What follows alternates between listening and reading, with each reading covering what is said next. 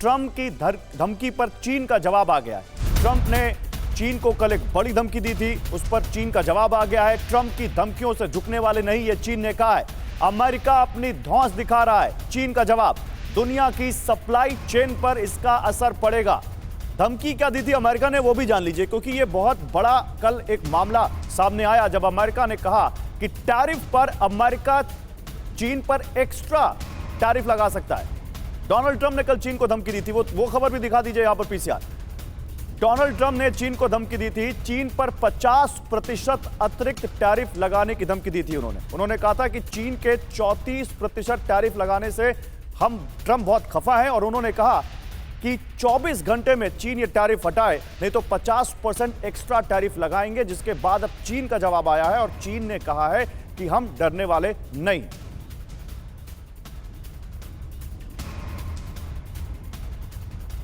हालांकि एक बहुत इंपॉर्टेंट इंफॉर्मेशन यहां जिस तरीके से गौरव आपने रखी है, उसमें ट्रंप ने 24 घंटे में टैरिफ को लेकर ये जो अल्टीमेटम दिया था। हालांकि ट्रंप के टैरिफ वॉर से कैसे दुनिया को खतरा है, ये अब हम समझाएंगे, और कैसे दुनिया में महायुद्ध की आशंका मंडरा रही है। क्योंकि टैरिफ वॉर क्या वर्ल्ड वॉर कराएगा, ये 3 इंपॉर्टेंट इंफॉर्मेशन जहां गौरव सबसे पहले जिक्र पहले विश्व युद्ध का इसलिए क्योंकि ऑस्ट्रियाई आर्च ड्यूक की हत्या से इसकी शुरुआत हुई थी, और हम सब उस इतिहास से वाकिफ हैं जहां 1914 से 1918 में पहले विश्व युद्ध के बारे में हम जानते हैं। बिल्कुल सुरभि, और दूसरा विश्व युद्ध क्यों हुआ था ये हम सब जानते हैं। 1929 की मंदी के बाद वहां पर एक टैरिफ वॉर सामने आया, और दूसरे विश्व युद्ध में आप देखिए जो 1939 से 1945 के बीच चला, उसमें ये एक बड़ा सामने निकलकर मामला आया था।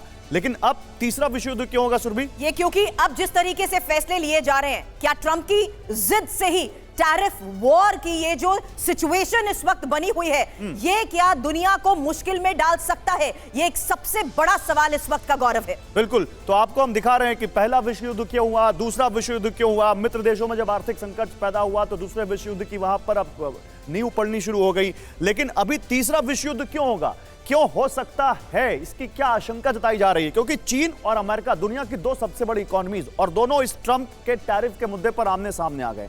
दोनों में भयंकर इस वक्त आप कह सकते हैं बयानबाजियां हो रही हैं, और ट्रंप ने जैसा कि चीन पर रेसिप्रोकल टैरिफ लगाया है, चीन ने अमेरिका पर लगाया है, ये बहुत मामला संगीन होता जा रहा है। इंपॉर्टेंट बात गौरव उस लिहाज से, क्योंकि दूसरे विश्व युद्ध के इतिहास को भी देखें तो आर्थिक अस्थिरता ने ही फांसीवाद को जन्म दिया। आज आर्थिक समानता के लिए सैन्य विकल्प को देखते हुए मुझे लगता है एक्सपर्ट से इसको लेकर हमें जवाब लेना चाहिए। क्योंकि दीपक वोरा सर, आप जिस तरीके से आज तक इससे पहले के हालात के बारे में भी हमें बताते आए हैं, पुराना इतिहास इसलिए जिक्र किया क्योंकि आज का प्रेजेंट सिनेरियो क्या इंडिकेट कर रहा है इस वक्त, किस लिहाज से इसे समझा जाए? दीपक वोरा सर।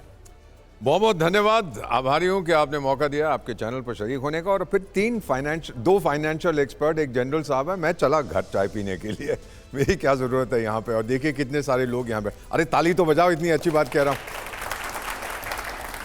अब आपका ये प्रश्न है कि क्या होने वाला है, क्या देखा पहले विश्व युद्ध में, आपने सही कहा। दूसरे विश्व युद्ध में मेन प्रोवोकेशन जर्मनी के ऊपर पहले विश्व युद्ध के बाद वो लगाए गए थे, रेपरेशंस, पैसा दो हमको। उसके बाद शायद नाम सुना होगा आपने, हमारे परदादा थे, उनका नाम एडोल्फ हिटलर था, उन्होंने पोलैंड पे हमला किया और फिर दूसरा विश्व युद्ध भी शुरू हो गया। सो बेसिक कॉन्सेप्ट हमेशा होता है। बिल्लू भाई क्लिंटन, मेरे दोस्त, जब 1990s में अमेरिका में इलेक्शन लड़ रहे थे, किसी ने बिल्लू भाई से बोला कि भाई तेरे लिए क्यों वोट करें? बोला बुद्धू, आर्थिक व्यवस्था, इट्स द इकोनॉमी स्टूपिड। और 2400 साल पहले चाणक्य ने भी यही कहा था, सबसे बड़ी चीज एक राजा के लिए होती है उसकी ट्रेजरी, उसकी आर्थिक ताकत। अगर वो नहीं है तो फौज वौज कुछ नहीं कर सकती। सो डोनाल्ड ट्रंप साहब, प्यार से मैकडोनाल्ड ट्रंप कहता हूं, वो समझ गए हैं कि अभी तक अमेरिका को फायदा, ये फ्री ट्रेड और ये ग्लोबलाइजेशन टोटल नॉनसेंस, वो कह रहे हैं, मैं भी मानता हूं कुछ नहीं हो रहा है। जहां तक उन्होंने कहा है कि अमेरिका को वही फायदे होने चाहिए जो दूसरे देश अमेरिका से ले रहे हैं। हाँ, मैं सबका अंकल जरूर हूं, अंकल सैम कहते हैं, लेकिन इसका मतलब ये नहीं कि आप मुझे लूटते जाओ, मैं तो फूफा बन के रह जाता हूं, कोई मेरी सुनता नहीं है। Finally ma'am, let me conclude with this, आप वॉर हम बात करते हैं, this is a trade conflict.